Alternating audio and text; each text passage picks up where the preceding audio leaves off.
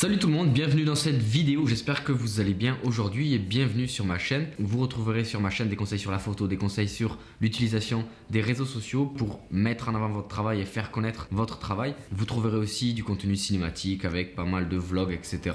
Bref, n'hésitez pas à vous abonner à ma chaîne si vous êtes nouveau ou si jamais ce n'est pas encore fait. Aujourd'hui, je vais vous parler de 5 erreurs à éviter, 5 erreurs que l'on fait lorsqu'on est débutant. Donc dès la fin de cette vidéo, évitez de refaire ces erreurs pour paraître plus professionnel, pour progresser dès la fin de cette vidéo. Peut-être que vous connaîtrez déjà ces conseils. Si c'est le cas, c'est que vous êtes sur le chemin de la progression dans le milieu de la photographie, donc c'est bien. La plus grosse erreur que l'on fait lorsqu'on est débutant, c'est de croire que le matériel fait le photographe. Oui, alors on le répète souvent, le matériel ne fait pas le photographe. On le sait maintenant, les smartphones font de très belles photos, notamment avec les arrivées de l'iPhone 11 Pro et l'iPhone 11 Pro Max. Ils font de très belles photos avec le mode ultra grand angle. Bref, ça ajoute de toutes nouvelles perspectives, de toutes nouvelles opportunités à la prise de photos avec des smartphones. Sachez que c'est vrai, l'appareil ne fait pas le photographe. Il y a beaucoup de grands photographes qui font de très belles photos et qui d'ailleurs sur Instagram, il y a beaucoup de comptes qui sont dédiés à la photo par iPhone, et vous verrez que si on ne vous dit pas que ces photos sont faites avec des iPhones, vous pensez que les photographes l'ont pris avec des appareils photo professionnels. Alors oui, certes, si vous avez un très bon appareil photo, vous avez du matériel très haut de gamme, du matériel très qualitatif, vous aurez plus de chances de faire de belles photos parce que il y aura de plus grandes compétences de votre matériel. Vous pourrez aller plus loin dans les retouches, plus loin dans les prises, plus loin dans les perspectives, dans les effets. Bref, je ne vais pas développer ça, mais ce que je veux dire, c'est que le matériel ne doit pas être un frein ni une barrière à votre progression, et ce n'est en aucun cas une obligation pour faire de belles photos.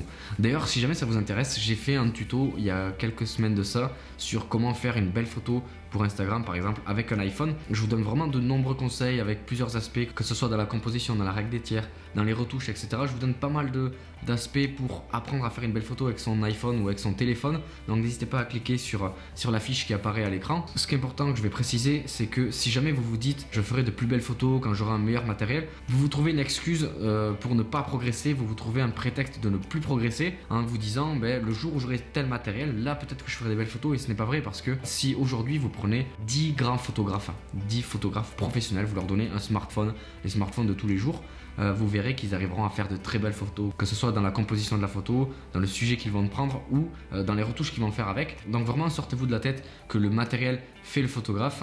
C'est une très grossière erreur que vous ne devez plus répéter. Faire une belle photo, c'est possible avec votre téléphone, c'est possible avec un appareil entrée de gamme. Donc sortez-vous cette idée de la tête que le matériel fait le photographe. Donc mettez-vous bien en tête que le matériel ne fait pas le photographe, c'est très important. Je dirais même que c'est pas mal de se défier en se disant est-ce que j'arriverai à faire une belle photo avec ce téléphone? Est-ce que j'arriverai à faire une belle photo avec cet appareil? Lancez-vous des petits défis et essayez de faire la plus belle photo possible avec le matériel le moins qualitatif possible pour justement travailler sur tout ce qu'il y a autour, que ce soit sur la composition, sur les retouches, etc. Donc au contraire, je pense que d'être mal équipé, ça a été mon cas dans mes débuts, ça vous permet d'exploiter au maximum ce que vous avez entre les mains pour faire une belle photo. Donc sortez-vous dès à présent cette idée de la tête, le matériel ne fait pas le photographe. Une autre erreur que je rencontre souvent dans des photos débutants, et je trouve que ça choque vraiment, ça tape à l'œil tout de suite, et vous pouvez poser la question à tous les photographes que vous croisez, une photo avec l'horizon mal aligné, si ce n'est pas volontaire, si ce n'est pas une perspective voulue, je vous promets que ça donne un rendu vraiment pas professionnel du tout, ce n'est pas esthétique du tout, et ça choque tellement lorsqu'on est passionné de photo, lorsqu'on est confirmé dans la photographie. Ça choque tellement une photo avec l'horizon qui n'est pas aligné qu'on ne voit pas forcément ce qu'il y a autour, on ne voit plus tout ce que la photo raconte, tout ce qu'il y a au travers de la photo. Ça prend quelques secondes. Pensez toujours à aligner l'horizon, sauf, je le répète, si c'est un effet artistique souhaité, vous pouvez jouer avec l'horizon, jouer avec les perspectives, etc. À condition, il faut vraiment que ça se ressente, que ce soit un effet escompté. Sinon, je vous recommande vraiment d'aligner l'horizon.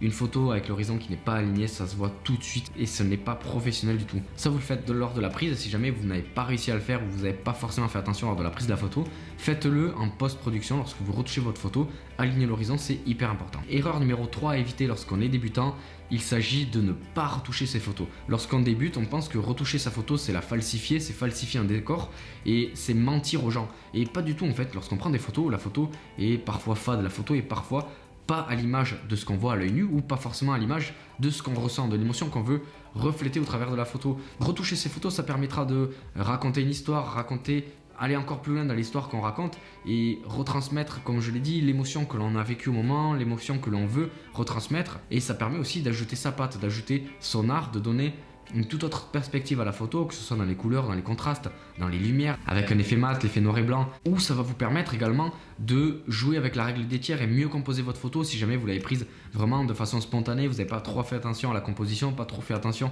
à l'alignement de l'horizon, on y revient.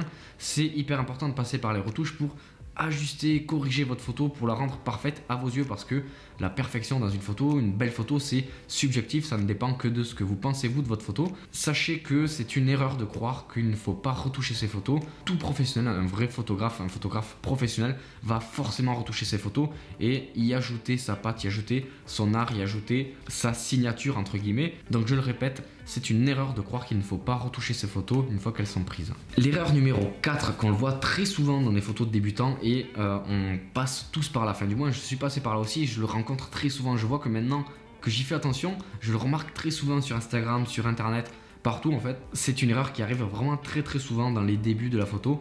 On pense que pour qu'une photo soit plus jolie lorsqu'on la retouche, il faut saturer la photo, saturer les couleurs pour les faire ressortir et donner plus de vie à la photo, la rendre plus jolie. Et bien c'est une erreur, parce que une photo qui est trop saturée avec trop de couleurs, des couleurs trop vives, ce n'est pas forcément très esthétique. C'est une chose que je faisais beaucoup au début et que j'ai corrigé avec le temps, que je corrige encore. N'ayez crainte, ce n'est pas grave si vous le faites aujourd'hui. Je vais vous montrer l'exemple de deux photos. Une photo qui est trop saturée et une photo qui est bien saturée.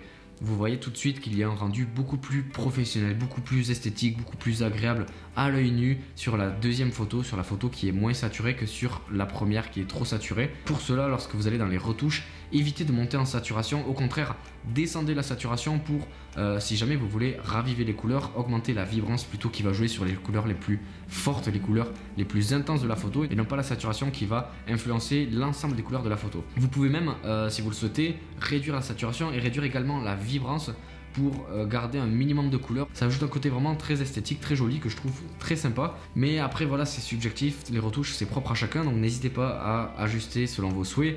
Mais sachez que généralement une photo qui est trop saturée, ce n'est pas très esthétique, et en plus dans une photo, on ne le sait pas forcément, mais une photo renferme énormément de couleurs, et lorsqu'on sature, donc on augmente trop la saturation, on va avoir des nouvelles couleurs qui vont apparaître, du violet, du orange, du vert, des couleurs qui n'ont pas forcément leur place dans les photos et qui vont tout de suite faire un effet pas naturel, et c'est ça qui va venir donner un effet débutant à vos photos. Donc très important, ne saturez plus vos photos, ne saturez plus l'ensemble de votre photo, jouez plutôt sur une, deux, voire trois couleurs avec la vibrance ou avec l'option TSL qui permet de jouer avec les teintes, saturation et luminance de vos couleurs. Si vous voulez plus d'infos par rapport aux retouches, photos, que ce soit dans les couleurs, que ce soit dans les lumières, etc., n'hésitez pas à fouiller un petit peu sur ma chaîne, vous trouverez des vidéos qui vous serviront dans l'apprentissage des retouches, que ce soit sur mobile ou sur PC. La cinquième erreur de débutant à éviter lorsqu'on fait des photos, c'est de photographier avec le format JPEG ou JPG de votre appareil. Ça rejoint un peu les précédentes erreurs en fait. Il vous faut prendre les photos en format RAW, RAW ou ARW selon votre marque d'appareil. Il s'agit du même format. En fait, ce format permet de capturer davantage de détails, davantage d'informations dans la photo, et lorsque vous allez passer dans les retouches en post-production, vous aurez davantage de possibilités, que ce soit dans l'éclaircissement des ombres, dans le rattrapage des couleurs, dans les pixels. Bref, le format RAW renferme beaucoup plus de détails et d'informations de la photo et vous permettra d'aller encore plus loin dans les retouches et d'avoir une photo de bien meilleure qualité que si elle était en JPEG ou JPG. Donc cette erreur rejoint les précédentes pour aller plus loin dans les retouches, pour éviter les erreurs qu'on a pu voir précédemment. C'est hyper important pour vous de, dès aujourd'hui, dès la fin de cette vidéo, de paramétrer votre appareil sur un format de photo RAW ou ARW. Il s'agit du même format, je le rappelle, pour avoir de plus belles photos, avoir des photos de meilleure qualité, et ça vous permettra d'aller plus loin dans les retouches, d'avoir un rendu plus professionnel sur vos photos. J'espère que ces 5 conseils, ou du moins ces 5 erreurs de débutants à éviter lorsqu'on fait de la photographie, vous auront servi et vous auront appris des choses. Si c'est le cas, n'oubliez pas de liker cette vidéo, de vous abonner à la chaîne si ce n'est pas encore fait. Merci à ceux qui vont le faire, merci de m'avoir écouté jusqu'au bout, on se donne rendez-vous dans une prochaine vidéo. Ciao tout le monde. Je pense que je suis prêt, j'ai l'impression que la caméra est penchée, mais c'est peut-être mon cerveau qui est décalé.